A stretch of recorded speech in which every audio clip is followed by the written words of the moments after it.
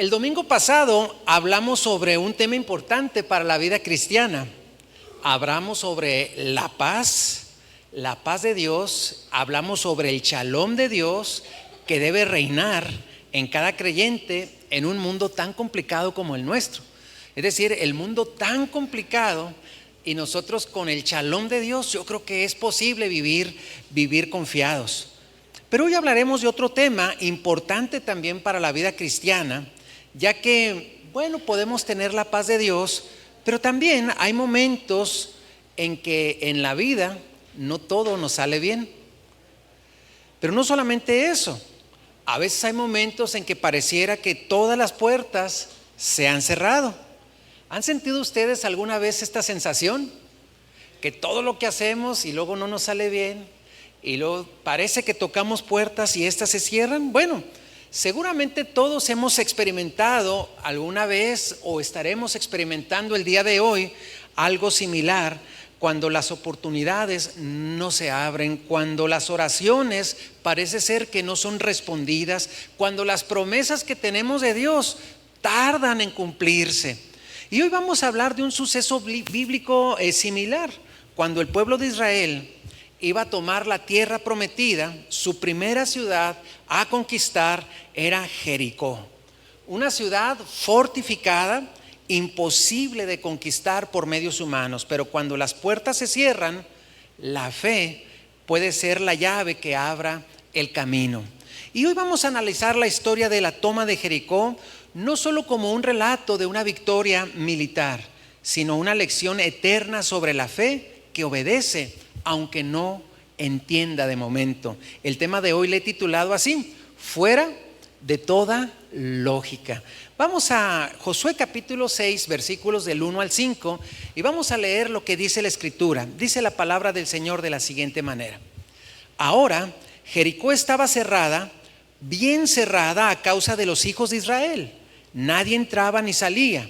Mas Jehová dijo a Josué: mira, yo he entregado en tu mano a Jericó y a su rey, con sus varones de guerra.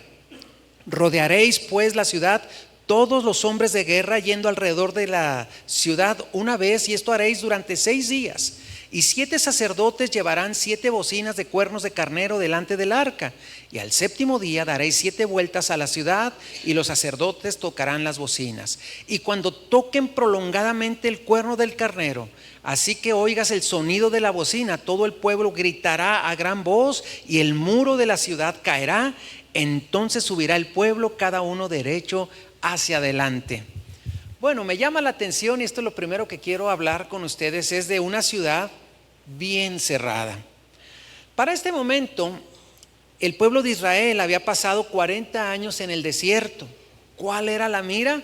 La tierra prometida. Habían pasado 40 años y ya estaban ahí, habían cruzado milagrosamente el río Jordán y lo habían cruzado en seco. Entonces ahora era tiempo de tomar la promesa, de tomar la tierra prometida, por la que varios años ellos habían estado pensando y se habían estado enfocando. Ahora, un dato importante es que Israel ahora tenía que empezar a conquistar la tierra prometida. Es decir, la tierra prometida no era así como: entren, bienvenidos, aquí está. No, había habitantes que estaban en la tierra prometida y había que conquistarla por medio de guerra. Entonces, podemos decir que Israel era un pueblo. ¿Quién lo componía? Esclavos. Era un pueblo que había peregrinado 40 años en el desierto. Es decir, ellos no tenían experiencia militar organizada, ni mucho armamento. Aunque pudieran tener armamento, pues imagínense, andar caminando por el desierto no les permitía tener pues todo un arsenal para poder hacer frente a la guerra y conquistar la tierra. Pero por otro lado, Jericó era una ciudad con muros inmensos. Por gracia de Dios tuve la oportunidad de ir a Jericó y conocer, en la actualidad es una ciudad. Jericó es una ciudad de Cisjordania actualmente. Y Jericó pues es una ciudad donde pude ver algunas de las ruinas de los muros. Los muros no solamente eran muros como pudiéramos imaginar, eran muros que en su base eran habitaciones, ¿sí? Es decir, para un lado era muro, para este lado era habitación. y luego ya la parte de arriba pues era como un muro muy grande, muy alto. Las personas que vivían en los muros, ustedes recuerdan Rahab la ramera, ¿verdad? Que ella vivía en el muro precisamente, pero cuando había un peligro de guerra, entonces lo que hacían, se salían los habitantes y las personas empezaban a meter piedras aún para reforzar en lo que era la habitación, el muro quedaba reforzado. ¿Cuál era la estrategia de guerra de muchos pueblos? Cuando había una ciudad, ¿verdad?, amurallada, que nadie podía entrar, entonces la sitiaban. Y al sitiarla, tarde o temprano iban a tener necesidad de alimento o de agua. Pero Jericó tiene otra característica. Jericó, dentro de Jericó, Jericó está en un lugar desértico totalmente, hay un manantial que fluye agua. Así que ¿cuál problema, hermanos? ¿Cómo ven? De antemano hasta el día de hoy ese manantial sigue fluyendo en Jericó. Entonces por lo que podemos nosotros ver, realmente la Biblia dice Jericó está cerrada, bien cerrada, y prácticamente era impenetrable. Era una ciudad con muros inmensos, una fortaleza inexpugnable. Entonces, desde el punto de vista humano, no había una posibilidad de tener una victoria. Y en ese contexto es que Dios les dice, bueno, ya te prometí la tierra prometida, ahora toma Jericó, ve a Jericó y toma esa ciudad. Y Dios interviene, pero les da una instrucción inusual, como lo leímos hace un momento, y me gustaría leerlo nuevamente en Josué capítulo 6, versículos 3 y 4, que dice: tú y tus soldados marcharán una vez alrededor de la ciudad, y así lo harán durante 6 días. 7 sacerdotes llevarán trompetas y marcharán frente al arca. El 7º día ustedes marcharán 7 veces alrededor de la ciudad mientras los sacerdotes tocan las trompetas. Y esa era la estrategia militar, totalmente fuera de lo común. Yo me imagino a los soldados de Jericó arriba del muro, ¿no? Viendo, ahí vienen, preparen. Y luego de repente los otros marchando bien contentos, ¿no? Sin decir nada. Y luego de repente los de Jericó aquí, ¿verdad? ¿Qué pasó? Bueno, al siguiente día, ahí vienen, ahora sí agarren sus resorteras, no se crean, sus lanzas y todo lo que tengan.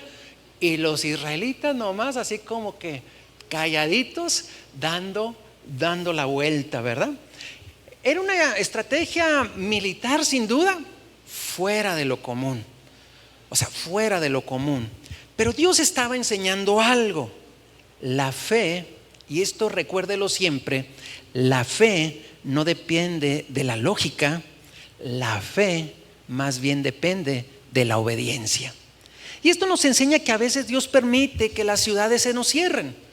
A veces se pueden cerrar ciudades delante de nosotros, y no es porque Dios sea un Dios tirano, sino porque Dios quiere que nosotros aprendamos a caminar más que en fe, en obediencia al mandato, en obediencia a lo que Dios ha dado, para que nosotros dejemos entonces de confiar en nuestras propias fuerzas y aprendamos a confiar en su palabra y en sus promesas. Y aquí hay un principio, y el principio es: la fe no siempre entiende, pero siempre obedece. Y si usted quiere ser un hombre o una mujer de fe, tiene que aprender a obedecer como parte primordial de su vida. Aunque no lo entienda, obedecer. Y ahorita vamos a dar algunos ejemplos de cómo nosotros podemos obedecer aunque no lo entendamos. Ahora, lo segundo que quiero hablar con ustedes es fuera de toda lógica. Dios le pide a Josué que haga algo que no tiene sentido, si ya lo mencionamos: da vueltas a la muralla. ¿De qué sirve marchar? ¿Qué cambia con rodear una ciudad? Nada desde la lógica humana, pero todo desde la perspectiva espiritual. Dios estaba buscando algo más que una conquista militar. Era la primer ciudad a conquistar y buscaba formar el carácter de fe en su pueblo. Y antes de derribar los muros de piedra, Dios quería derribar los muros de la incredulidad que podía haber en ellos. Y no es la única vez en que Dios lo hace así.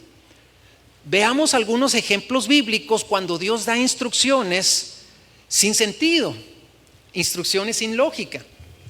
El primer ejemplo que quiero mencionar es Naamán el sirio.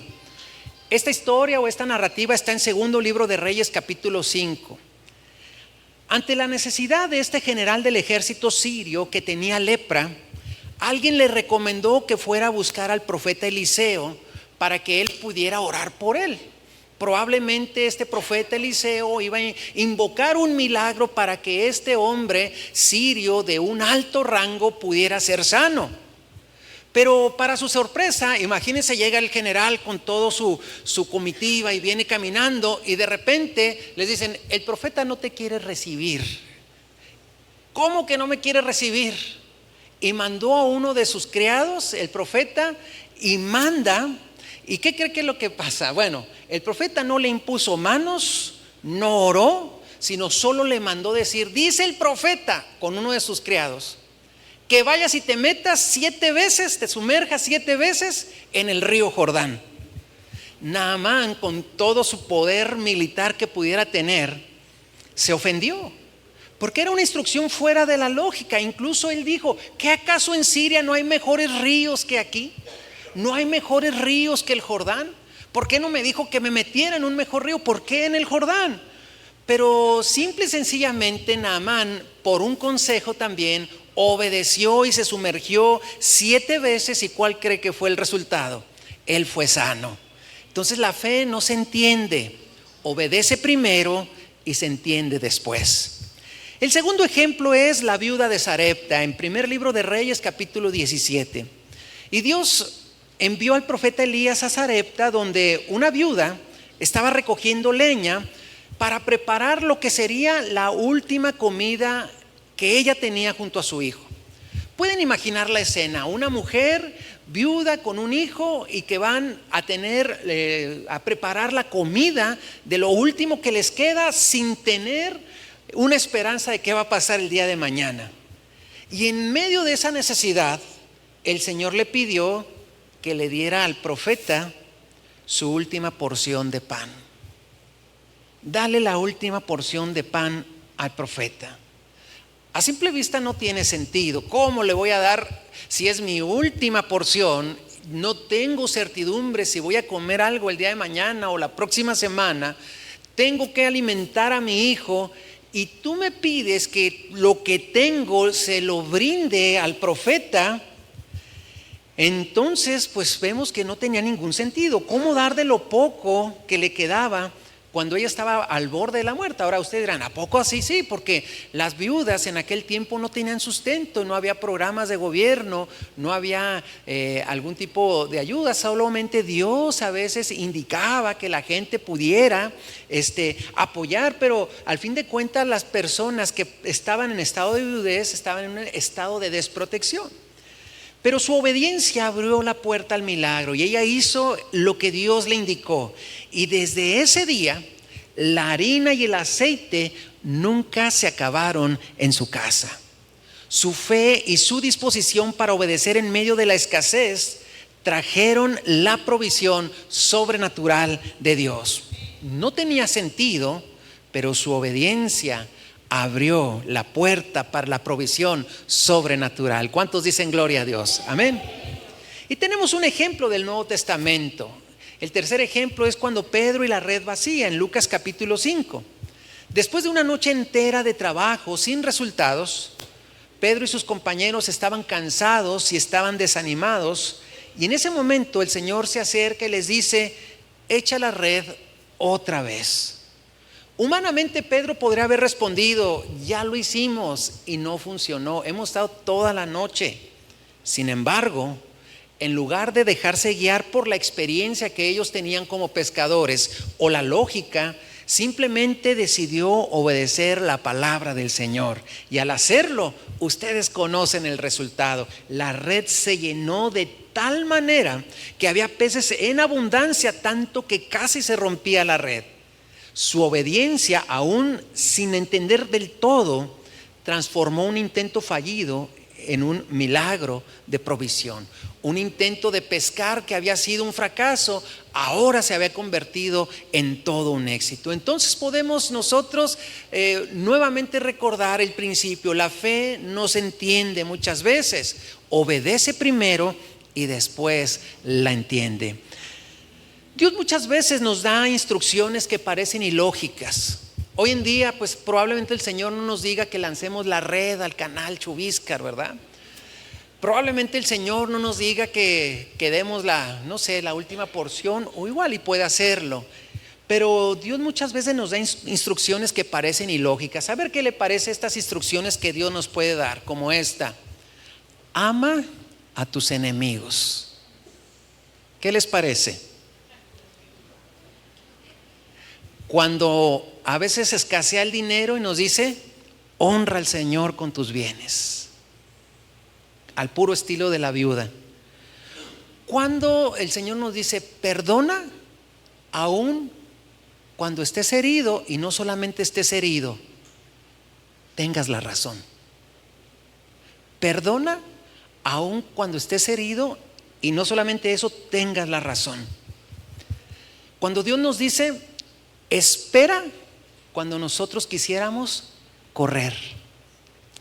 Y es ahí cuando nosotros somos confrontados con nuestra lógica y la instrucción, con nuestra lógica o nuestra manera de intentar entender la situación y la fe que debemos tener en el Señor. Es por eso que la fe se demuestra cuando obedecemos, aunque no lo entendamos. Y eso puede ser precisamente un termómetro para conocer de qué tamaño está nuestra fe. Cuando usted diga: oh, creo que perdoné a alguien que no merecía el perdón y aún así lo hice, usted puede voltear y decir, voltearse al espejo: oh, creo que he crecido en fe. Porque crecer en fe, aunque es bonito cantar, saltar, gritar y decir muchas cosas, decir gloria a Dios y que toda la gente nos vea, aunque pues está bonito hacer todo eso, pero la fe se demuestra con acciones más contundentes como estas, que tienen que ver con nuestro carácter. Y esto nos lleva entonces a lo tercero que quiero hablar, y es el llamado de Dios. Dios llamó al pueblo de Israel, y al pueblo de Israel lo llamó a caminar en fe. Pero no solamente en fe, le decía, ¿qué implicaba esto? Camina en mi dirección y no en la tuya. El pueblo debía seguir el orden, el silencio, el tiempo y la manera exacta como Dios lo había planteado. Entonces, caminar en fe es marchar en la dirección de Dios, incluso cuando no entendemos el por qué o cuando no entendemos el cómo. Cada vuelta alrededor de Jericó significaba una declaración de confianza. Y a veces el Señor nos permite dar vueltas alrededor de nuestros problemas. Sin saberlo, el Señor nos permite que estemos, al parecer, tocando a la misma puerta que no es abierta, rodeando la misma circunstancia que no vemos que vaya avanzando en nada, peleando con el mismo problema. Y recordemos siempre que Dios llamó al pueblo por 6 días a dar una vuelta sin que pasara nada.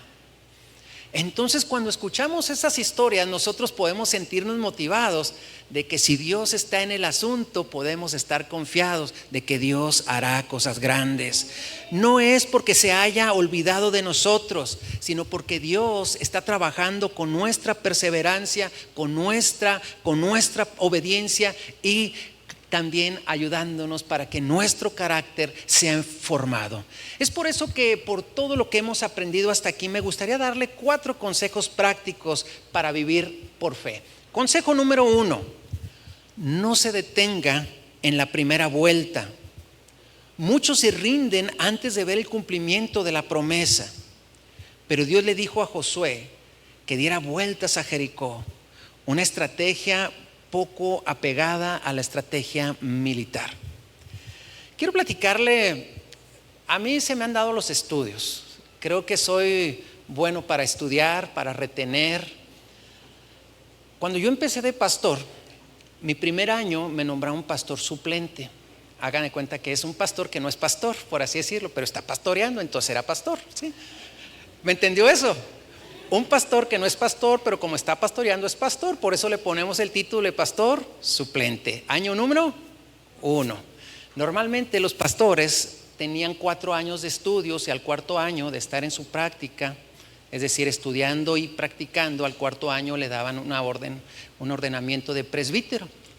Bueno, entonces yo el primer año era un pastor suplente. Al 2.º año, pues empecé a estudiar los estudios distritales que le llamaban. Entonces empiezo a estudiar. Año número 1.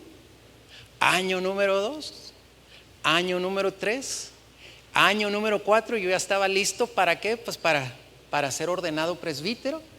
Y de repente que el profesor que tocaba en la comisión para que me aprobara, me reprobó. Y si les platico quién era ese profesor, fue el pastor que me mandó al pastorado. Era el presidente de esa comisión, el que se acuerdan que la pensó, ayúdame a orar porque te voy a mandar. Y, bueno, el mismísimo, no, pues te tengo que, pastor, pues aquí está el trabajo, aquí está todo. No, pues te voy a reprobar este año. Y yo había presentado todo. Yo me acuerdo, uno de los que iba en ese lugar, iba con dos hermanos de aquí, el hermano Cruz, me acuerdo, era uno de los que iba conmigo en ese momento. Yo lloré tanto, hermanos, me sentía tan frustrado. ¿Cómo es posible que me reprobó? Y ahí me iba consolando el hermano Cruz. No se agüite, verá que todo va a salir bien. Y aleluya, aleluya, me decía, y yo todo agüitado. Y por lágrimas y oraciones, todo, no pasó nada, hermanos. Pues la verdad es que se me cerró una puerta o un muro no cayó. Y al próximo año, la verdad, no hice nada, presenté los mismos trabajos. ¿Y qué cree? Recibí la aprobación y me aventé entonces el primer año que no era pastor. Bueno, sí era, pero no era, pero sí era, pero no era, pero eso me dieron el título de que sí era, ¿sale?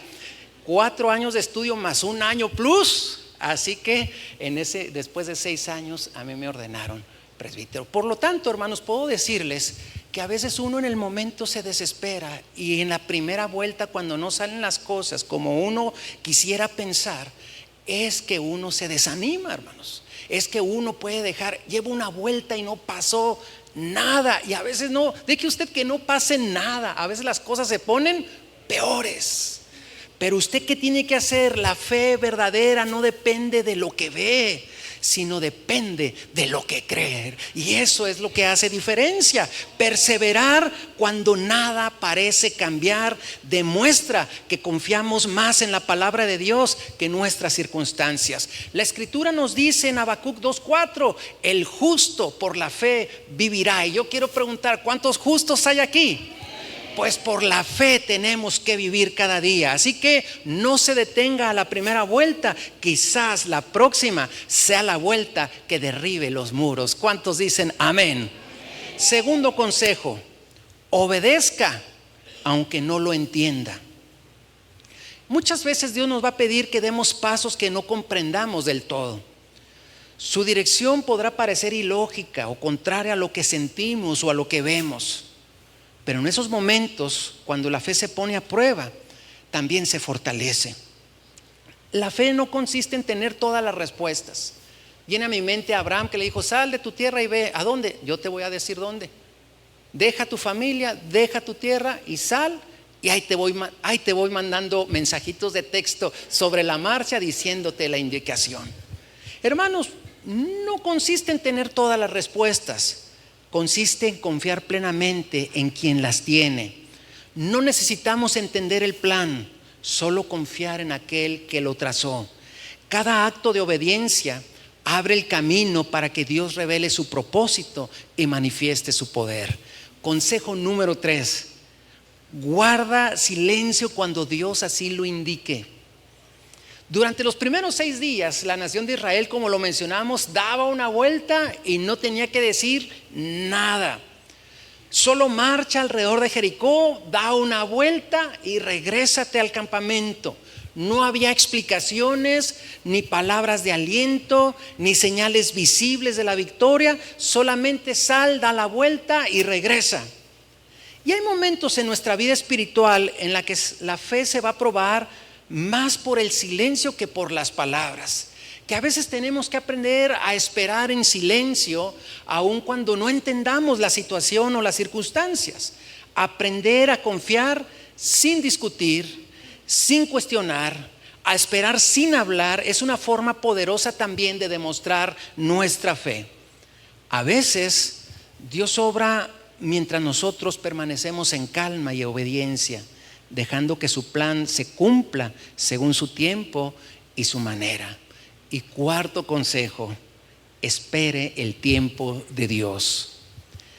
El muro de Jericó no cayó el primer día, ni el segundo. Cada día que el pueblo obedecía parecía igual al anterior.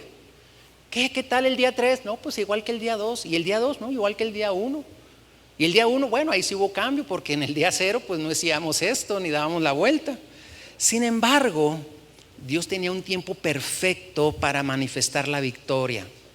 Cada día de obediencia y espera acercaba al pueblo a un paso más al milagro.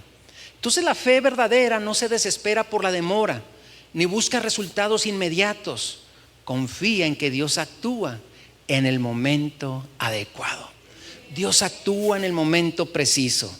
Alguien dijo, qué bueno que Jesús nuestro Señor no nació en América Latina, porque somos tan impuntuales nosotros, y después cómo sería Él, ¿verdad? Pero no, hermanos, el Señor no es impuntual. El Señor siempre llega, ¿qué? A tiempo, en el justo momento. Entonces esperar en Dios significa mantener la obediencia, mantener la esperanza mientras Dios obra en nuestras vidas, sabiendo que su tiempo siempre será perfecto y que lo que parece tardío nunca lo será para quienes confiamos en el Señor. ¿Cuántos confían en el Señor? Amén. Bueno, a manera de conclusión quiero decirle que Jericó puede representar en nuestras vidas esos desafíos que tenemos, desafíos imposibles, áreas de nuestra vida que parecen inamovibles. Yo no sé cuántos ahorita pueden decir, híjole, después de este mensaje yo tengo un Jericó. ¿Cuál es tu Jericó? No, pues puede ser un problema familiar. Tengo un problema familiar que creo que no tiene solución. O puede ser una enfermedad. Tengo una enfermedad. Tengo una deuda. Tengo una relación rota. Es decir, tengo una puerta cerrada. Tengo una situación difícil o complicada.